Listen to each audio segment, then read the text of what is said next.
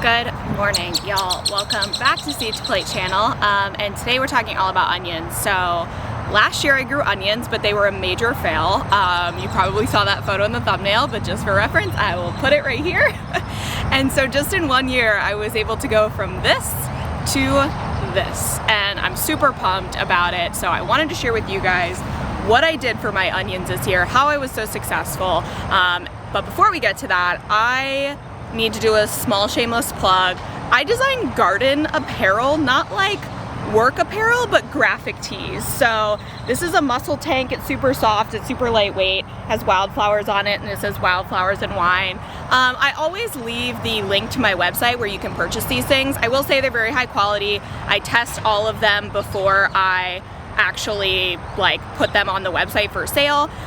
So they should all be really good quality. Everything's pretty true to size. And none of it's branded with my channel because that's just not how I do it.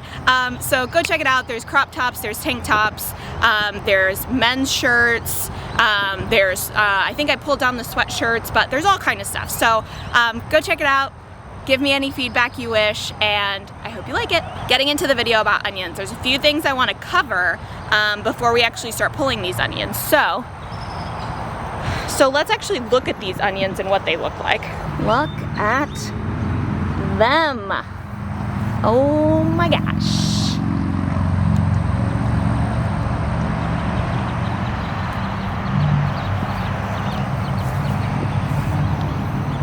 So many onions. Okay, y'all, so my key successes to onions are a few things. So last year when I grew my onions, I didn't know anything about growing onions. I thought you just put them in the ground and water them and then they make onions. But there's a few very, very key things to know about growing onions. First and foremost, the variety. The two varieties I have in the garden right now that I'm about to pick half of them, those varieties are called Texas Legend, which is a white onion, and then Early Texas Grano, which is a yellow onion. Now the reason that your variety is very important is because there's short day onions and there's long day onions. So like a Walla Walla onion is a great example of a long day onion.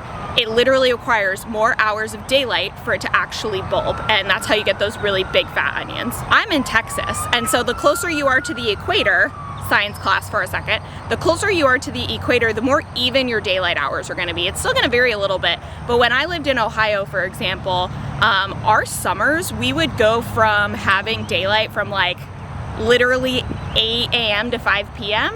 But then in the summer, you go from having daylight from 6:30 a.m. to 9 p.m. So that daylight is really, really long, and onions rely on the amount of sunlight to be able to actually form a bulb. So that's why the variety is super important. It's literally as easy as a quick Google to know if you should get long day onions or short day onions.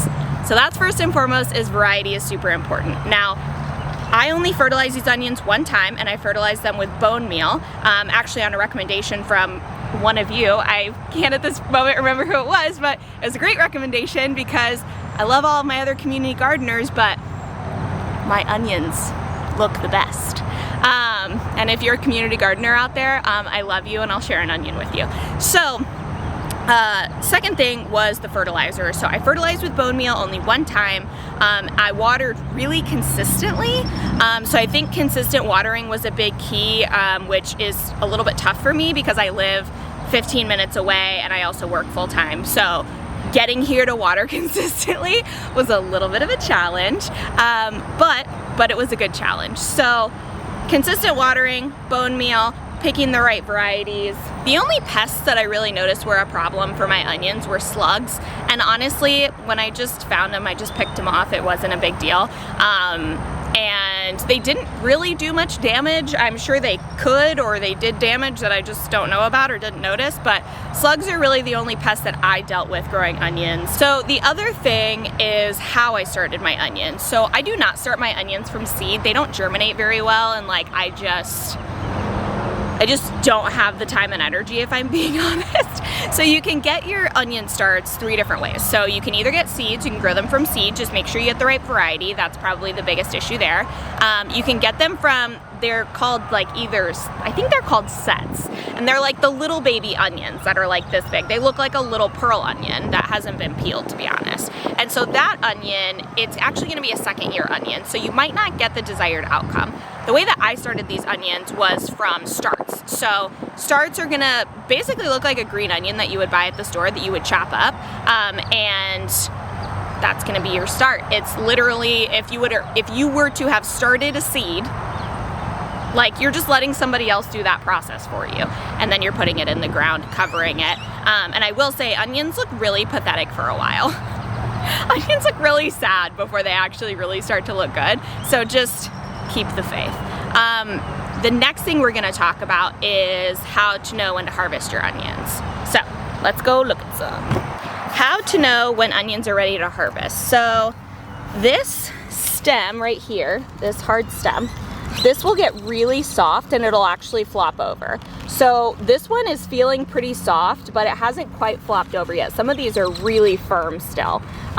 So what I'm doing today is I'm actually harvesting ones that look like they're just about ready. And then the ones that I harvest today, I'm making a couple of recipes out of, but like that guy over there, this is like new growth.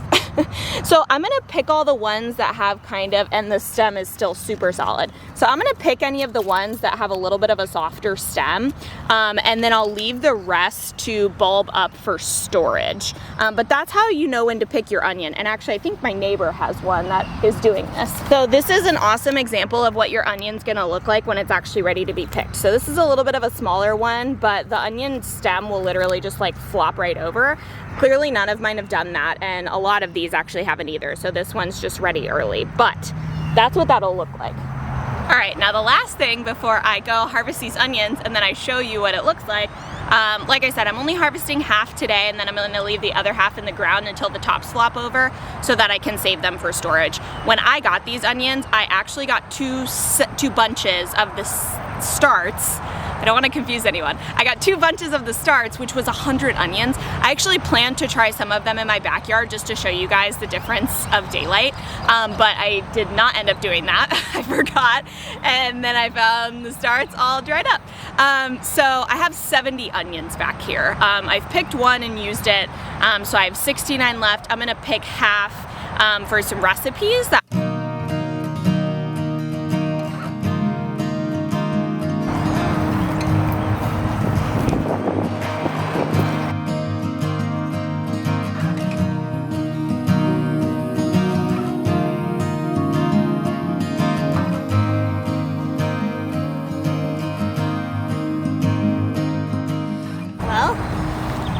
I did pretty good.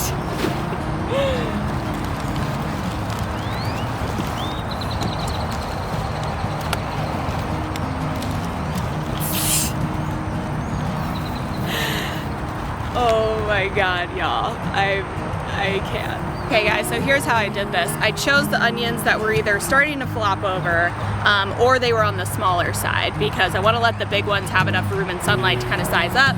And so yeah, these onions look incredible. They smell amazing. And I have a whole box of them. So that's half the onions. And yeah, you guys saw me wearing my GoPro. Pretty freaking exciting. So I'm gonna call that a success, is what I'm gonna call that. Okay y'all, thanks so much for watching. Stay tuned for my videos on how I preserve my onions. I hope this video was helpful. I hope you grow the best onions you've ever grown in your whole year, and thanks so much for watching. Happy gardening. See you